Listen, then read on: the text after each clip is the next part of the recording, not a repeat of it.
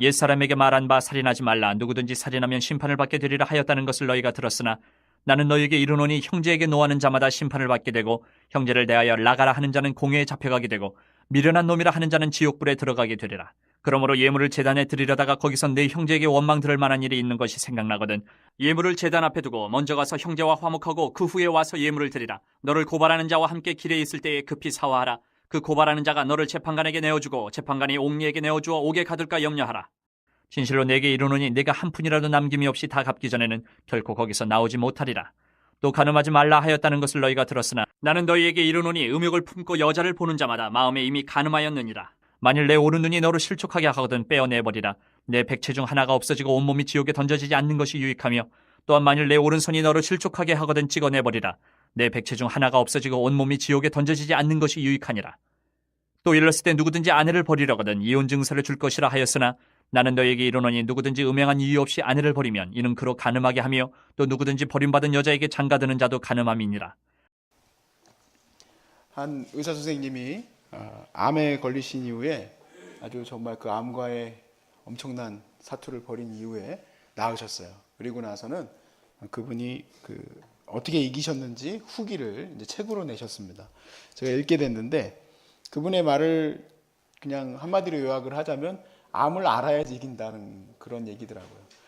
근데 참 희한해요. 왜냐면 선생님이니까, 의사 선생님이니까 누구보다도 의학적 지식이 많은데 그러면 원래 암을 알고 있으니까 내가 이렇게 치료해야 되겠다 그렇게 하신 게 아니더라고요. 논문이며 뭐며 엄청 많이 읽으셨더라고요. 그러면서 일반인들도 사실 이 정도까지는 할 수는 없지만 암을 잘 알아야지 고칠 수 있다 이렇게 책을 쓰셨어요. 사실 우리가 내 삶의 모든 걸 가져가지 않았습니까? 암이 이 삶의 모든 것을 가져갔는데 이걸 해결하려고 노력하려고 했을 때 얼마나 이 암을 알고 있을까? 적을 알고 나를 알면 백전백승이다 이런 얘기도 있지만 이 적을 잘 우리가 모르지 않습니까? 그럼에도 불구하고 나름대로 이렇게 대화를 나누다 보면은 열심히 또 공부하신 분야들이 있는데 때로는 그 생각이 너무 이렇게 편협적이라 좀 안타까울 때도 있고 그렇습니다.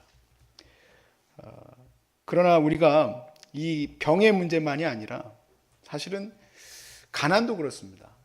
내 삶에 가난이 들어오기도 하고 내 삶에 질병도 들어오고 가족 간의 관계의 문제, 또 이혼의 문제, 또 여러 가지 또 직장의 문제, 여러 가지 문제들이 있습니다만은 그 문제들을 해결하기 위해서 우리가 그 문제를 알아야 되지 않습니까? 근데 대부분은 그걸 알려고 노력을 잘 안 합니다. 그리고 알아도 잘 해결할 방법이 없습니다. 그래도 그나마 제가 제 삶에서 한번 생각해 봐야 되겠다라는 그런 인생의 결단을 했던 적이 있습니다. 저 같은 경우에는 이제 공부를 더 하게 됐어요. 유학을 하게 됐었는데 과목을 이제 선택을 합니다. 보통 이제 유학을 가기 전에 이제 서로 간에 얘기들을 하죠. 이 전도사는 무슨 공부를 할 거냐. 거의 대부분 목사님들이 이제 많이 성경 신학을 많이 해요. 왜냐하면 이게 이제 우리 전공이니까 성경 신학을 해야 되지 않겠냐. 또 구약도 잘했으니 구약 신학 하러 갈 거냐. 이제 그런 얘기를 했었는데 저 같은 경우에는 대학 때부터 신학을 해가지고 7년을 신학만 했었으니까 이제 다른 거를 또 찾아가고 싶은 거예요. 그러다 보니까 제 자신이 사실은 이제 가족 안에서 이렇게 받은 상처들도 또 이렇게 발견이 되어지고 그래서 인간에 대한 공부를 좀 해야 되겠다. 그래서 이제 목회 상담을 공부하게 됐어요. 그래서 2년을 공부하고 나서 제가 내린 결론이 있습니다. 그 결론은 뭐냐면 사람은 인간의 마음을 치료할 수 없다. 아니 그 2년 동안 열심히 돈 투자하고 열심히 공부하고 나서 결론이 그거냐 그러면 참 어떻게 대답해야 될지 모르겠습니다. 저희 친할아버님이 조부님께서 그랬어요. 제가 대학 다닐 때 먹고 대학생 그랬었거든요. 이거 먹고 유학생인가? 갔다 와서 결론이 그래 사람은 이렇게 고치는구나. 근데 왜냐하면은 거기서 공부할 때 만났던 책 중에 하나가 뭐였냐면 이렇게 얘기를 해요. 영어로 언어 플레이인데 우리가 이제 패스트로 케어라고 부르거든요. 패스트로 케어. 왜 패스트로 큐어가 아니냐는 얘기예요. 큐어는 이제 고친다는 얘기인데 고칠 수는 없다. 다만 돌볼 수는 있다 라는 얘기를 써놨었습니다.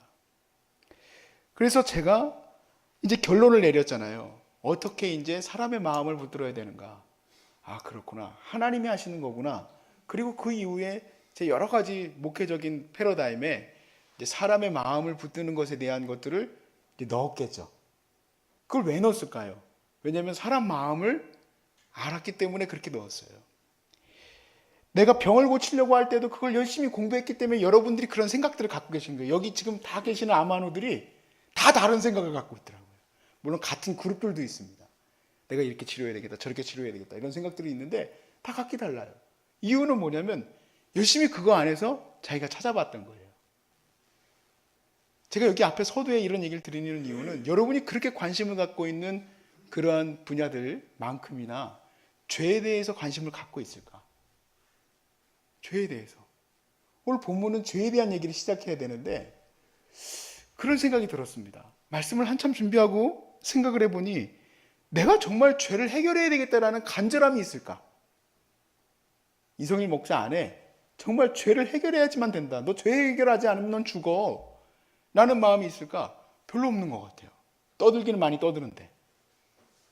다니면서 떠들긴 많이 떠들면서 죄에 대해서 심각하게 생각하지는 않아요. 바울은 죄는 사망에 이르게 한다. 분명히 얘기를 했어요. 그런데 그렇게 무서운 죄를 나는 왜 이렇게 심각하게 생각하지를 않을까? 결국에는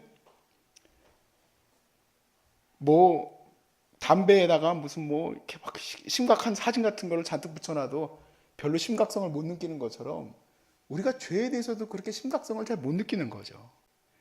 그러나 우리가 마음 한켠에 그냥 이렇게 걷어놨던 거지만 한번 우리가 이 시간 말씀을 받으려고 할 때 죄를 우리가 반드시 해결해야 된다라는 간절한 마음을 붙들고 오늘 말씀을 들으실 때 우리 예수님이 말씀하신 거예요. 예수님이 죄에 대해서 어떻게 말씀하시고 계시는지를 듣고 우리가 그 말씀 안에서 온전히 회복될 수 있기를 바랍니다. 예수님이 죄에 대해서 어떻게 설명하셨을까? 저는 예수님은 죄에 대해서 설명하실 때 굉장히 넓게 설명하셨다는 것을 느끼게 됐어요. 예를 들면은 율법에서 이제 죄가 이거다라고 했으니까 우리가 죄가 무엇인지를 알게 됐죠. 사도 바울이 로마서 7장에서 얘기했으니까 아 그렇구나. 죄를 율법에 써놨으니까 죄가 뭔지를 알아요. 그래서 살인하지 말라라는 이 한 구절을 가지고 예수님은 굉장히 길게 얘기를 하셨는데 제가 이렇게 그냥 계속 주저리 얘기하는 것처럼 설교를 그렇게 하시는 게 아니라 각 삶의 실천적인 항목들을 다루고 계세요. 살인하지 말라. 그럼 살인하지 말라는 거, 난 살인한 적 없는데? 근데 살인하지 말라고 해놓으시고 나서는 그 모든 범위들을 얘기를 하시는데 거기에 해당이 안 되는 사람이 아무도 없어요. 가만히 들어보다 보면 아 이렇게까지 얘기를 하셔야 됩니까 주님? 하고 생각을 들 거예요. 왜냐하면 우리 일상에서 우리도 마음속에서 누구를 미워하는 마음이 있죠. 또 분쟁하죠. 다투죠. 욕도 합니다. 이 라가라는 욕은 이스라엘 사람들이 하는 욕이에요. 침 뱉는 욕입니다. 침 뱉는 욕. 하하 해가지고 침 뱉는 욕이에요. 우리나라 사람들도 어떤 분은 목사님도 운전하고 가시다 욕도 하셨다고 그러더라고요.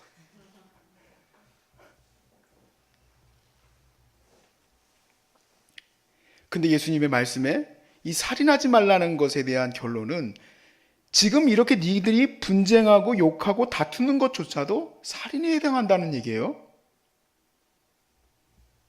그렇게까지 적용해야 되겠습니까? 우리가 이렇게 설명을 듣고 나서는 그렇게 생각이 듭니다. 그래서 실제로 주석가들도 예수님의 그런 어떤 모든 부분에 대한 실천적인 항목들을 다뤘던 것에 대해서 집중하기보다는 그 언어적인 거에 더 관심을 갖고 있더라고요. 과장법 이렇게 얘기를 해요. 예수님께서 더 과장해서 얘기했다. 그렇지 않습니다. 저는 오히려 예수님이 지금 제가 8복부터 5장부터의 그 내용 속에서 주님이 얼마나 우리의 삶에 대한 얘기를 하시는지를 관찰하면서 제 전제는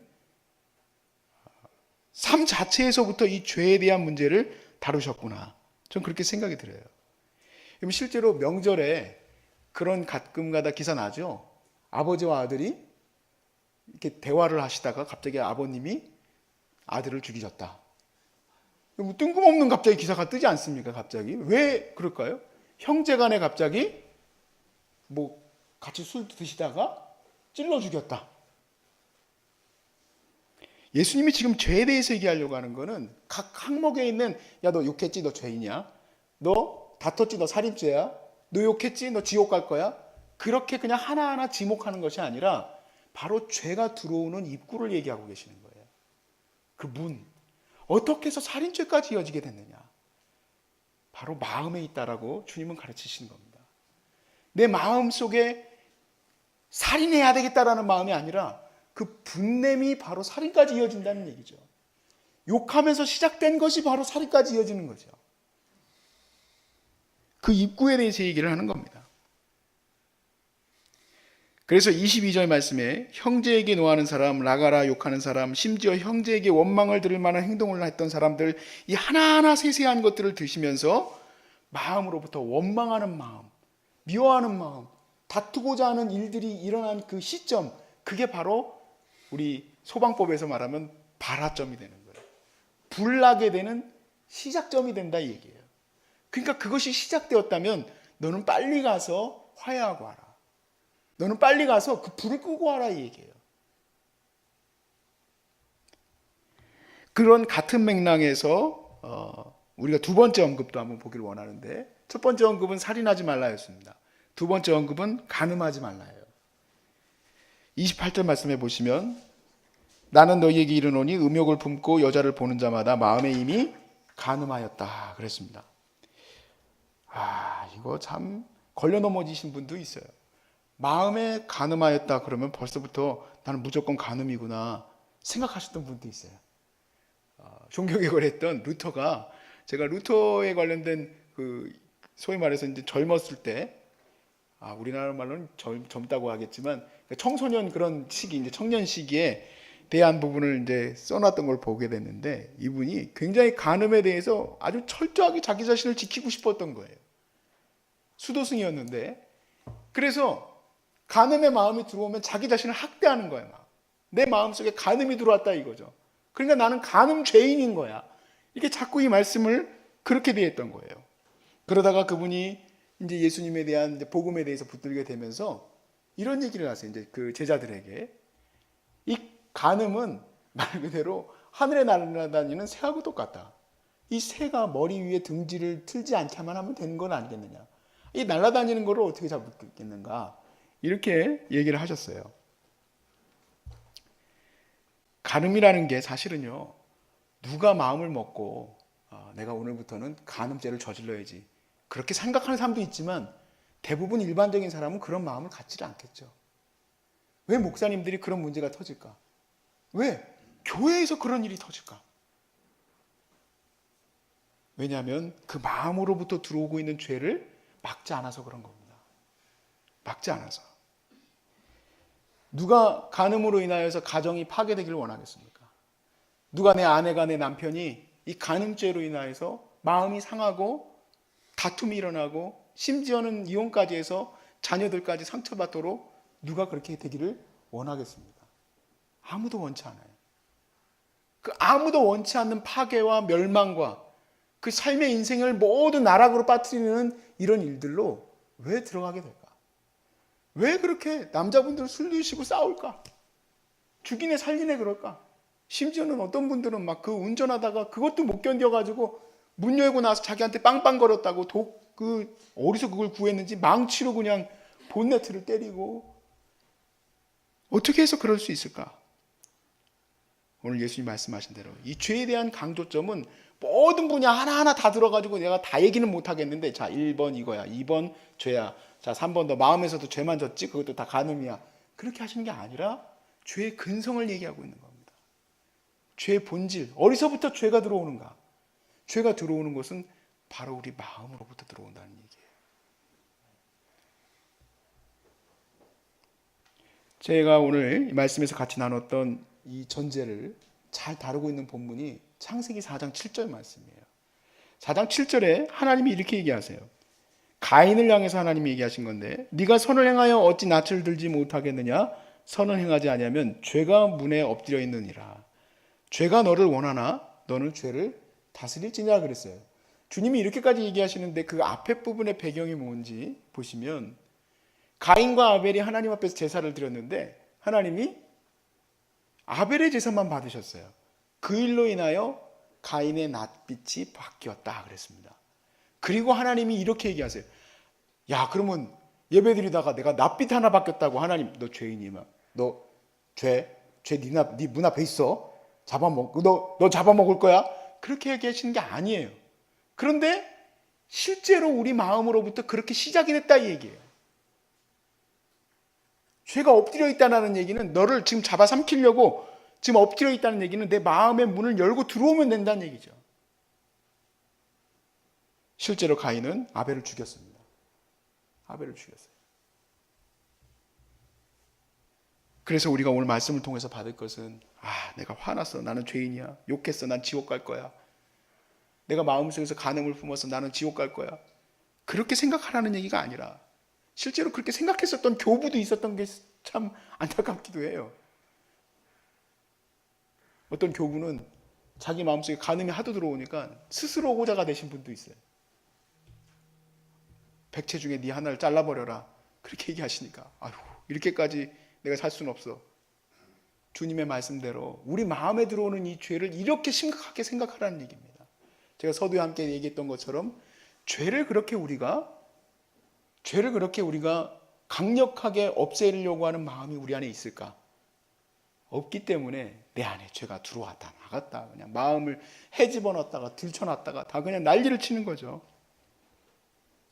그러므로 우리가 결론으로 받을 수 있는 것은 우리가 암을 이기려면 암을 알아야 된다는 그 선생님의 말처럼 죄를 이기려면 죄가 들어오는 그 입구를 알아야 될 줄로 믿습니다. 내 마음으로부터 지금 들어오고 있는 그런 것들을 하나님 앞에 올려드리시기 바랍니다. 당장에 암이 시작됐겠습니까? 그냥 내 삶이 그냥 막 그런 데에 노출되고 스트레스 받고 엄청난 그런 모든 것들이 그냥 강하게 들어오니까 어느 순간 무너지는 것처럼 죄도 어느 날 그냥 내 삶을 그냥 한 번에 무너뜨렸겠습니까?